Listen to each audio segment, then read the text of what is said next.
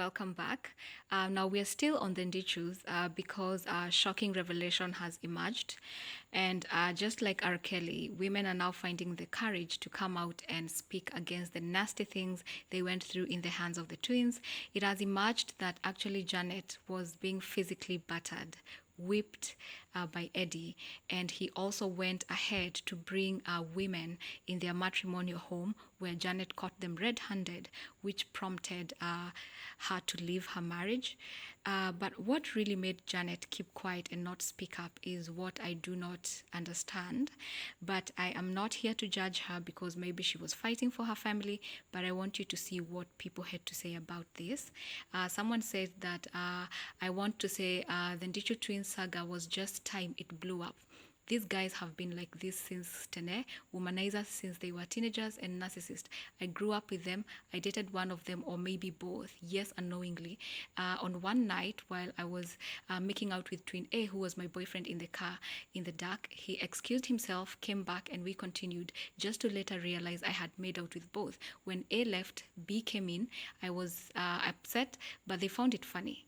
They didn't mind sharing a woman, so trust me, they were having a six-some at Ole Sereni.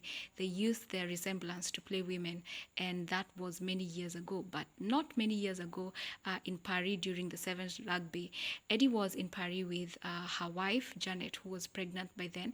Eddie showed up alone, and he was flirting with multiple women, including my friend.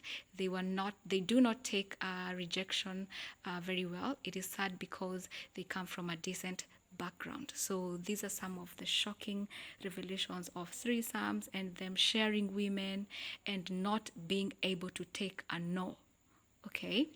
So she continues and says, I was along the Paris 7, so while Janet was pregnant with a second child, he was cheating. Janet deserves better. She has gone through emotional abuse, mental and physical abuse. This man brought women to their home and Janet caught him, and that is what made them part ways, but he would whip her and even her former colleagues knew.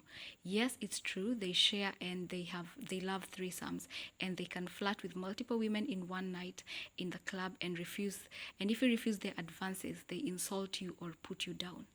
This is traumatizing and disturbing at the same time that these things are happening in Kenya right now. It's a shame. It's a shame.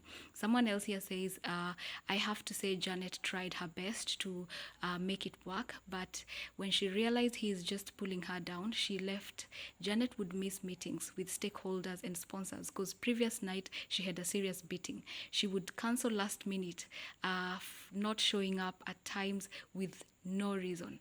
Eddie was driving her into depression, and that's how she stopped doing YouTube videos at some point. Mo, who is Paul's wife, has been hiding it too, that she moved out after suffering in silence. But we all know Paul was just riding along for status. That time Mo worked for Safaricom with a senior position, and if you don't know, Paul is the ex-husband to Msalame, and he also used to physically assault her, especially when she was pregnant. So when you look at these stories, you can see it's a string, it's a string of violence being meted on women. Someone else here says they can strip women of their dignity. One time we went a group of us out. That time I was having a fling with one of the twins. We went for a weekend getaway, booked an apartment. Things were happening, making us women like toys. In the night, one twin would leave the bed. You would think he has gone to the washroom, but he goes to shag the woman the bro is with, and then the bro goes to shag another woman, and the cycle continues, and before morning they have switched like to everyone. We only get to know next day when they laugh about it with other dudes. That time you are in Lamu, you just pretend to enjoy until you get to Nairobi, and they can ask you to kiss them both at the same time. Oh my God, we were youths and I grew up, walked out of the gang, but whenever we meet as buddies, they expect you to lower your pants regardless of if you're married elsewhere. So this is crazy, this is insane, this is disgusting, to be honest. Someone else here says also a guy who we met in Kilifi used to work with Eddie at Bamburi, says they used to says once they went to an office party at Carnival and they were both fucked by the same woman.